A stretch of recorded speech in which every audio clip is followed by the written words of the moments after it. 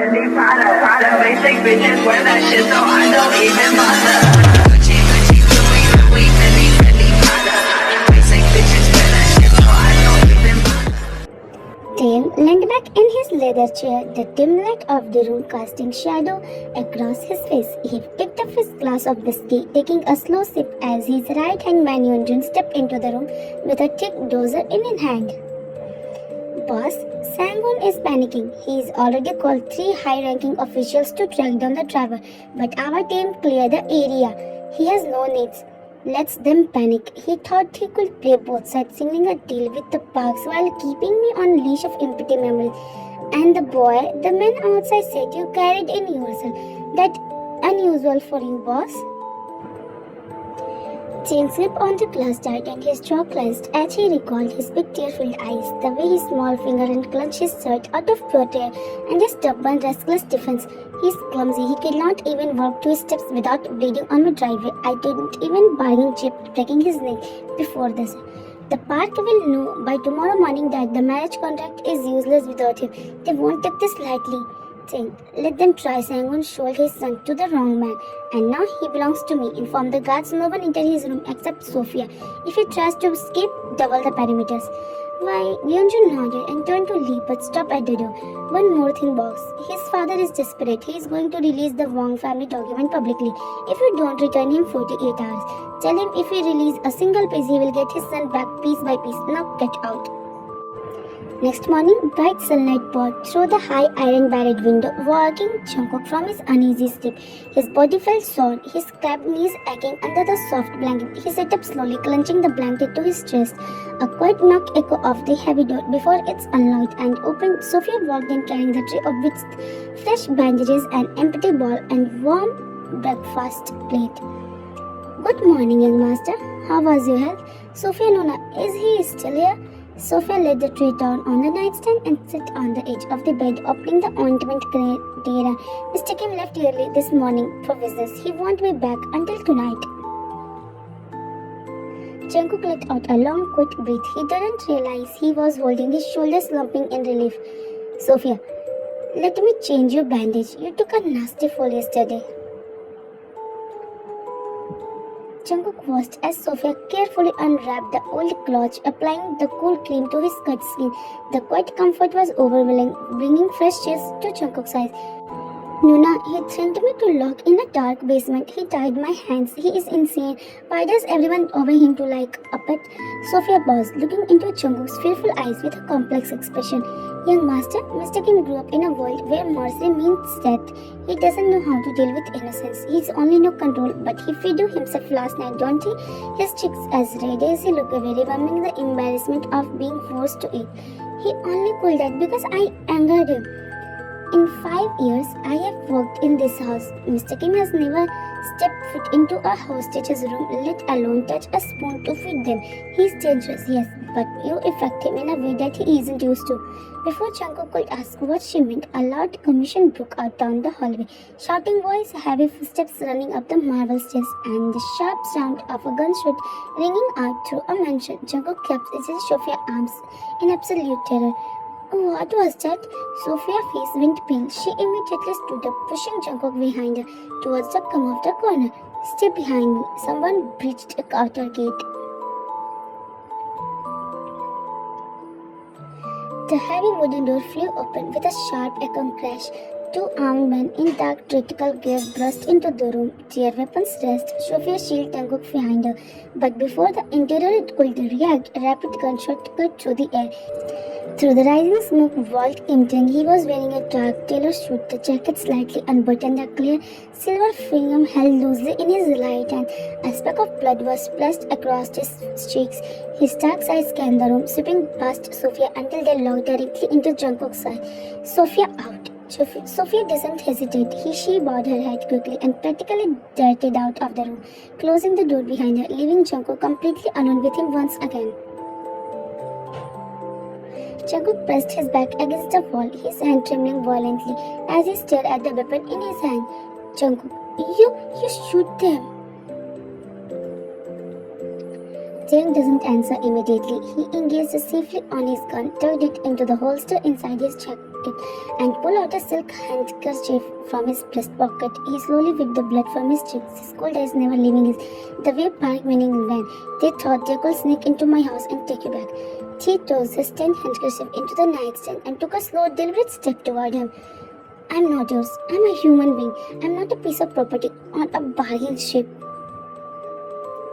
He stopped right in front of him. His sheer height, his presence immediately swallowed his small frame.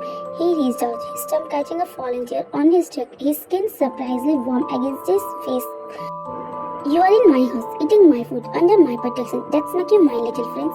Jungkook flinched from his touch, looking away, his breath coming in right hit. Your father lied to you. Did you know that? Jungkook had snapped back up, his tears stained eyed with cold confusion.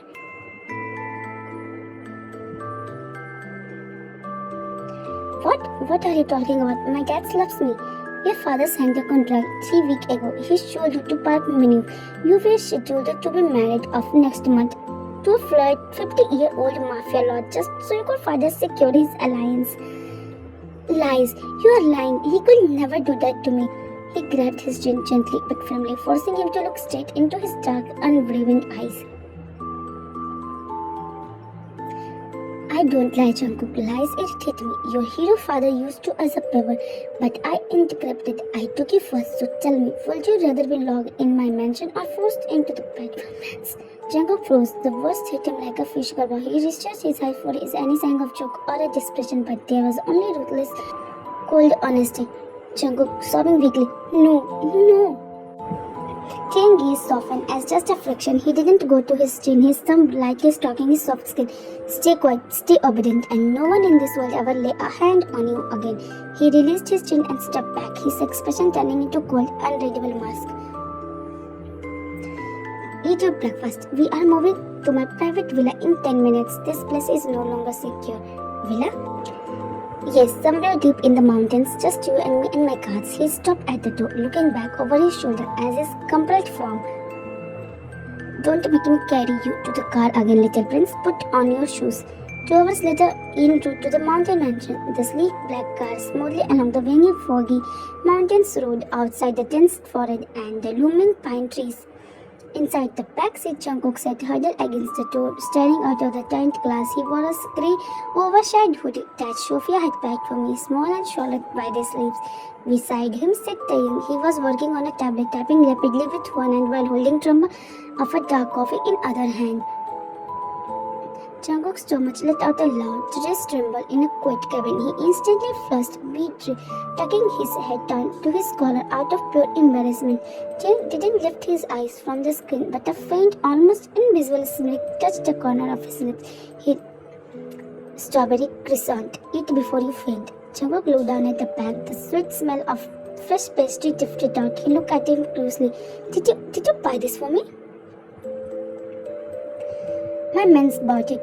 Don't flatter yourself. Jungkook opened the bag slowly, pulling out a pastry. He took a small bite, the warm, sweet flavor bringing a tiny moment of comfort to his exhausted mind. Thank you.